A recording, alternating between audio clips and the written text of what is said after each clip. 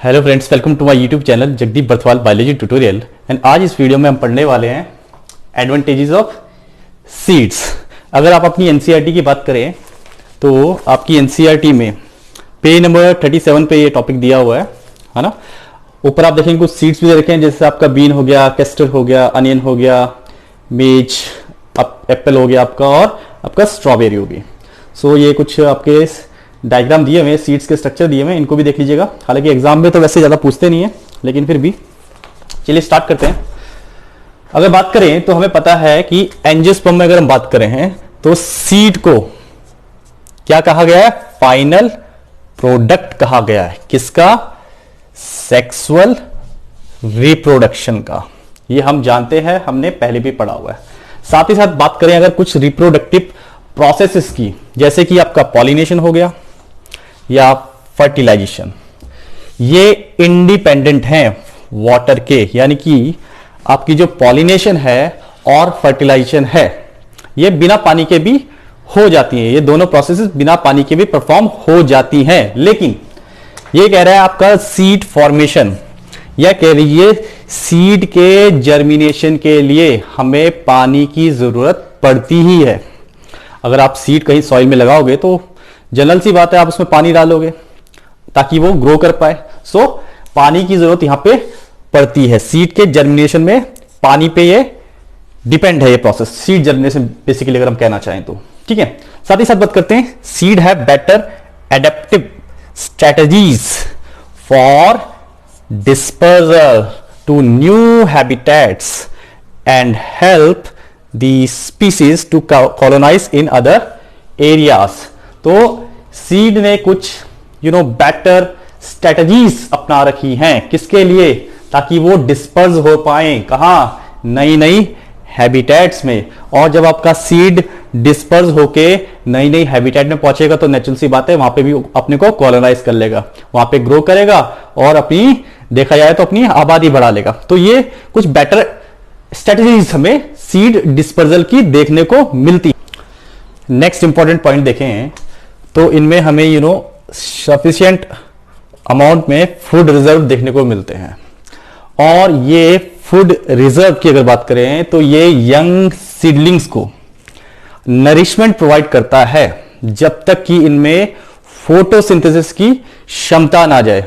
Young seedlings में जब तक आपकी फोटोसिंथेसिस की क्षमता ना आ जाए और वो अपना खाना खुद से ना बनाने लग जाए, तब तक ये उनको नरिशमेंट भी प्रोवाइड करता है। इतना फूड रिजर्व हमें देखने को मिलता है सीड्स में।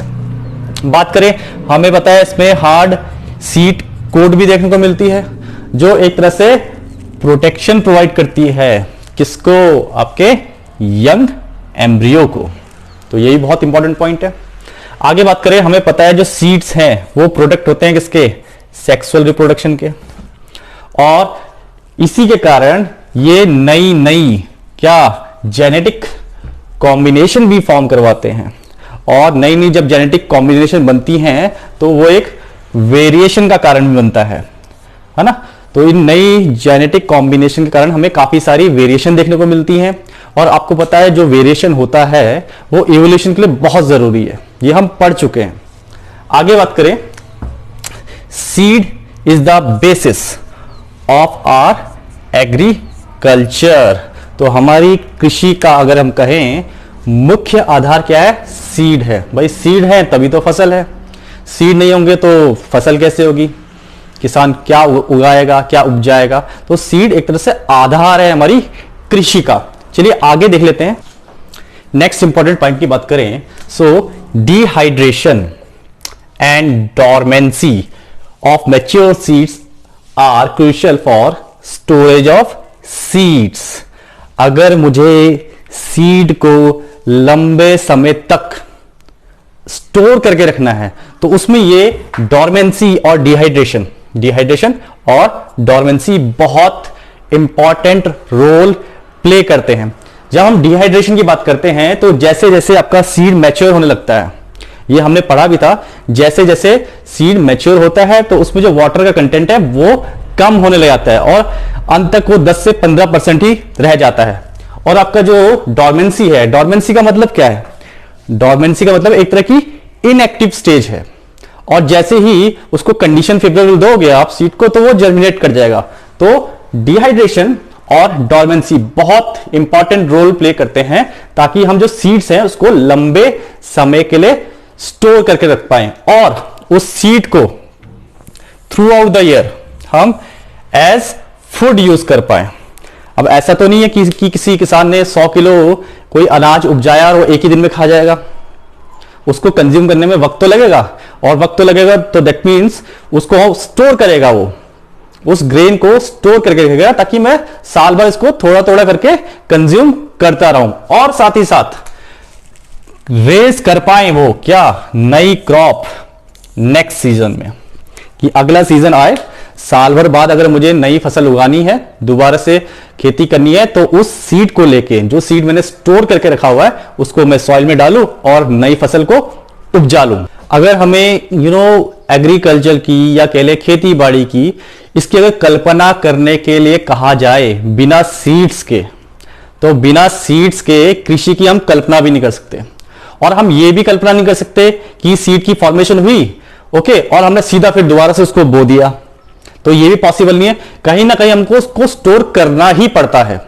तो ये बड़े प्रश्न है कि हम बिना सीड्स के एग्रीकल्चर की कल्पना ही नहीं कर सकते।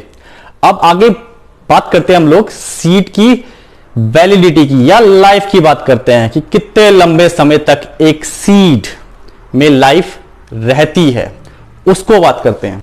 एक क्वेश्चन पूछा गया है, क्वेश्चन है how long do the seeds remain alive after they are dispersed, यानी कि डिस्पर्सल के बाद एक सीड कितने समय तक जिंदा रह सकता है, उसको देख लेते हैं। कहा गया है कि कुछ स्पीसीज में जो सीड्स होते हैं वो अपनी वायबिलिटी खो देते हैं कुछ ही महीनों में। यानी कि सिंपली वायबिलिटी की अगर बात करें तो सिंपली हम कह रहे हैं उसकी जो लाइफ है, सीड की लाइफ है, वो कितनी है, कुछ महीनों की ही होती है।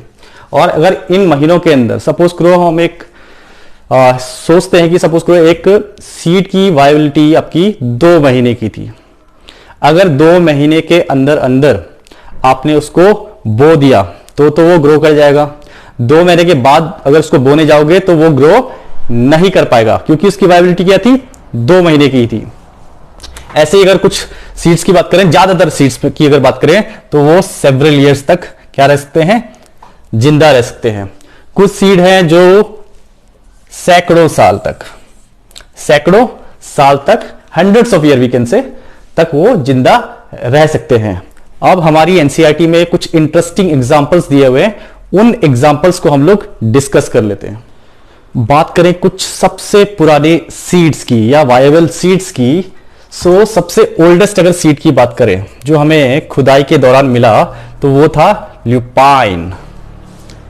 क्या नाम था उसका, ल्यूपाइन, ओके, जिसे ल्यूपाइनस आर्कटिकस कहा जाता है, जो खुदाई के दौरान मिला। कहां से, आर्कटिक टुंड्रा से हमें खुदाई के दौरान मिला था, और ये जर्मिनेट हुआ और इसमें फ्लावर आए लगभग 10,000 साल की डॉर्मेंसी के बाद। यानी कि ये 10,000 साल तक डॉर्मेंट कंडीशन में था आपका ल्यूपाइन, और जब इसको बोया गया तो ये जर्मिनेट भी हुआ और इसमें फ्लावर्स भी आए। ऐसा ही एक एग्जांपल है हमारे पास, जो कम से कम हमें 2000 साल अगर हम बात करें, तो ये 2000 साल पुराना सीड मिला। कौन, और वो था किसका, आपका डेट पाम का एक सीड मिला जो 2000 साल पुराना था। इस डेट पाम को फिनिक्स डैक्टिलिफेरा कहा जाता है। ओके, सो फिनिक्स डैक्टिलिफेरा जो हमें मिला, खुदाई की होगी जब आपके आर्कोलॉजिकल सर्वे वाले जो लोग होते हैं, वो जब खुदाई कर रहे थे, कहां पे, आपका किंग हेरोड्स पैलेस डेड सी। तो किंग हेरोड्स पैलेस डेड सी में जब खुदाई चल रही थी आर्कोलॉजिकल सर्वे वालों की, तो उन्हें एक 2000 साल पुराना सीड मिला, किसका, डेट पाम का। सोचने वाली बात है, इतने पुराने सीड जो अभी भी जिंदा हैं कायदे से, दैट मीन्स अगर उसको लगाएंगे बोएंगे तो वो जर्मिनेट हो जाएंगे। तो ये 2 एग्जाम्पल हमारी एनसीईआरटी में दिए हुए, तो आप ध्यान रखिएगा। आपका लुपाइन है वो 10,000 साल पुराना सीड था, और आपका जो डेट पाम का था, ठीक है, वो आपका 2000 साल पुराना सीड था, जिनको लगाने के बाद वो जर्मिनेट भी हुए, उनमें फ्लावर भी आए। तो इस वीडियो में हमने कुछ इंपॉर्टेंट और इंटरेस्टिंग फैक्ट्स पढ़े आपके सीड्स के बारे में, उनके एडवांटेजेस पढ़े। तो आशा करता हूं आपको ये टॉपिक समझ में आया होगा। सो इस वीडियो में इतना ही। चैनल को शेयर कीजिए, सब्सक्राइब कीजिए। मिलते हैं अगले वीडियो में, तब तक के लिए बाय बाय।